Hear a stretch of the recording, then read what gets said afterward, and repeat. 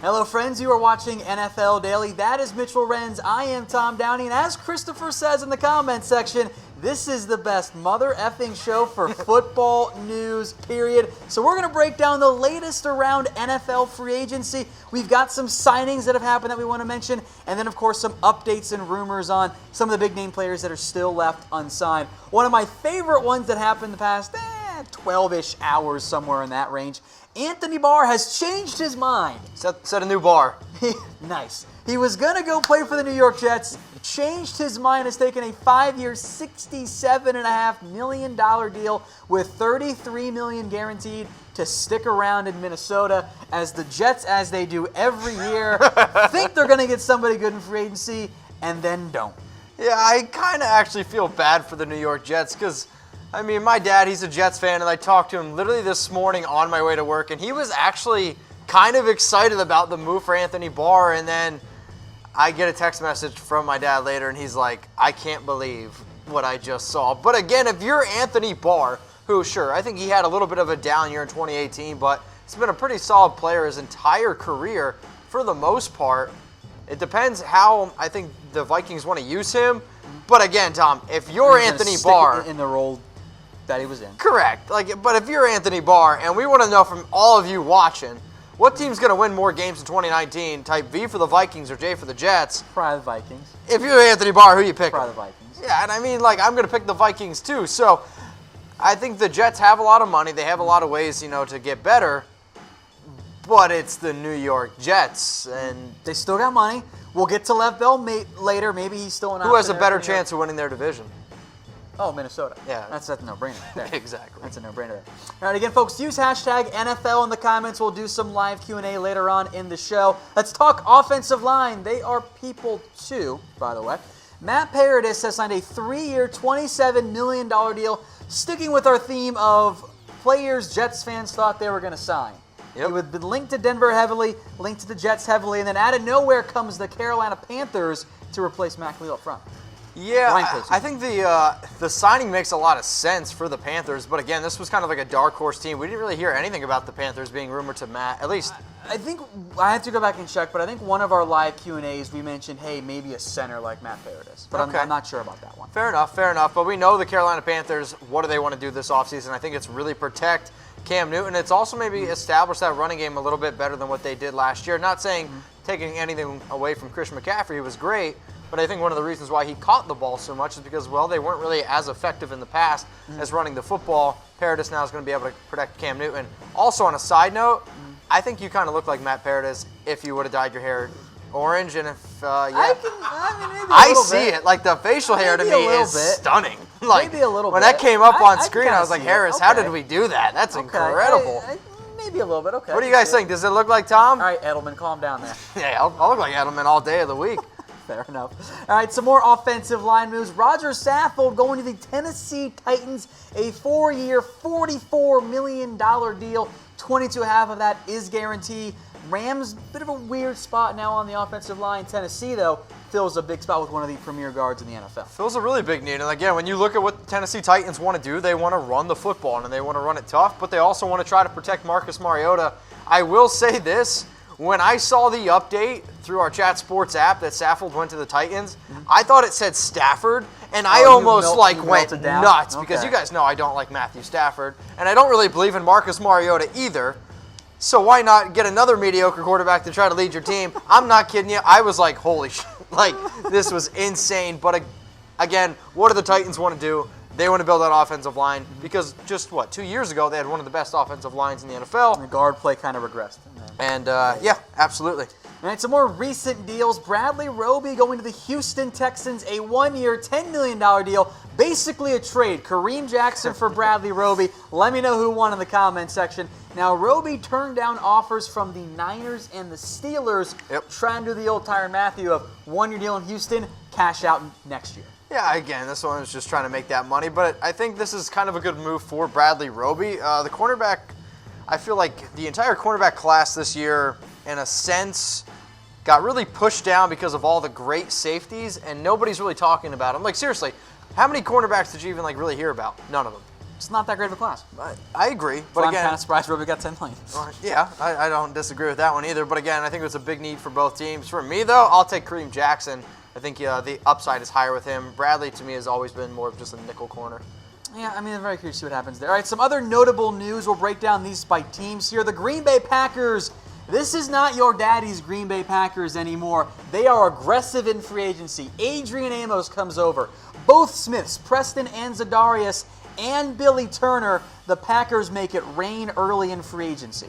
Billy Turner's making it rain with those glasses. That is phenomenal, Billy Turner. The hair's fantastic, too. Absolutely, but I really like this fit. I love Adrian Amos as a player. I think he's good. I think you and I have talked about before, Eddie Jackson probably the better safety, but the Packers have seen Adrian Amos plenty. They bring him over. Preston Smith definitely needed a linebacker. Their linebacking core is weak. So Darius Smith, good solid player there, and Billy Turner, with glasses like that, it's hard not to like it. $183 million, potentially, if they actually make through the lifetimes of those contracts, which they probably all won't, but given out by the Green Bay Packers. So who will win the NFC North? You still on the Bears bandwagon?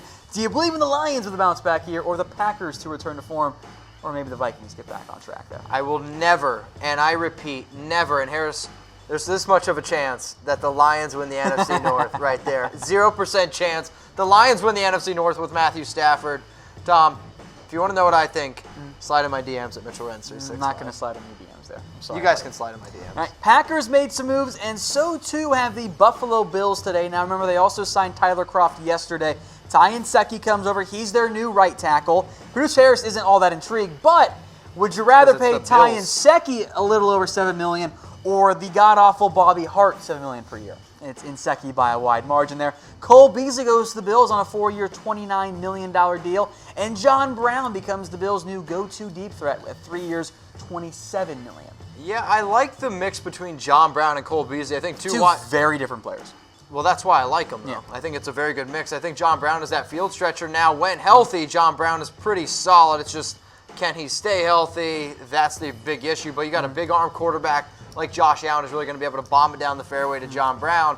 But then also a Cole Beasley who's kind of like that safety blanket and I don't think got nearly the amount of respect or love that he deserved in Dallas, and you'll be the first one to admit that. I think he's really going to be able to help a young quarterback like Josh Allen maybe actually be decent. I think that Beasley gives that security blanket to Allen, which maybe Cole isn't the ideal scheme fit for Allen. I did want to see him with DK Metcalf. Just throw it deep. Still not going to roll out a receiver going there for the Bills. So who is the better receiver, John Brown or Cole Beasley? Mitch, I'll let you go first. I'm going to go with John Brown because I think the upside is higher with John. However, Cole's definitely, I think, the safer wide receiver. I feel like you're playing to me because you think I'm going to pick Cole. I'd actually rather have John Brown. Okay. I think John Brown is the better receiver. Yeah, Cole's good in the slot. We got a lot of people saying Cole. Brown gives you more dynamic ability deep downfield, and I think that matters more and more in the NFL. So Penguins says Cole. Joshua's not a going knock on Cole. No, I think Cole's a great receiver, yeah. but I'll take John Brown. Yeah. All right, let's talk about defense here. The Cleveland Browns, they're all in to compete right now. They paid big money to Sheldon Richardson, 3 years, $39 million. All of a sudden, Mitch, maybe not all of a sudden, but that front for the Cleveland Browns, it's you impressive. bring in Sheldon Richardson, you bring in Olivier Vernon, you had a solid group, I thought, already. Now you're really, really scary up front. I'll tell you what, I'm kind of mad that I didn't put money down at Bet the Asai, chatsports.com/bet, on the Browns winning the Super Bowl, because of this. Okay. If I would have told you that the Browns would have won the Super Bowl, you'd be like, that's pretty outlandish, which I can agree with still. But the Browns are starting to get legit, and I mean really, really legit, and I am mad at myself for not believing that this team is a playoff caliber team because I told you. They're making moves, and I freaking love it. Myles Garrett, Sheldon Richardson, Larry Ojanobi, Olivier Vernon, plus Emmanuel Ogbah off the bench. You have Chris Smith off the bench. We'll see if Chad Thomas becomes in. It doesn't include Jannard Avery, who I list as a linebacker, but blitzes plenty. The Browns' front four is very, very good, and they might not be done yet. Stay tuned near the end of the show. We do have some updates here for you on the Cleveland Browns and what else they could try to do. But let's go over to Denver. Juwan James is the newest Denver Broncos addition, now the highest paid right tackle in the NFL. For now, we'll see what happens with a guy like maybe Darrell Williams who has injury concerns. I mean, Juwan James is a good player, and the Broncos, though, I kind of scratch my head at what they're trying to do. in a sense. Like, sure, you go out and get Joe Flacco. Yeah. Juwan James is a good player, but are they even? They have no chance at winning their division, and they're going out and spending this big time money on a player. And I don't really know what the Broncos are doing. Well, they don't want to tank. So if you're not going to tank, you have to try to win. Because you don't want to be caught at 8-8, which they might end up getting caught at, but that's the point. If you don't want to tank and you want to win, why go out and get Joe Flacco? Because John Elway thinks Flacco's great. And John Elway's been really good at assessing quarterback. I think the only thing he wants to do, John Elway, is make sure that he is the best quarterback in Broncos history. I actually very much disagree with that. Well, then he needs to prove me wrong because he's going out signing Case Keenum, Joe Flacco, Joe Schmo, Billy Smith, and all these other guys. So the right side of Denver's offensive line very much in flux right now. I assume Joe Villier does not come out after signing Juwan James. They lost Billy Turner. Connor McGovern, who took over at center once Matt Paradis went down last year, moves from full-time right guard, I would think, to center. Maybe Sam Jones is next man up. Maybe Denver targets another offensive guard early in round 2.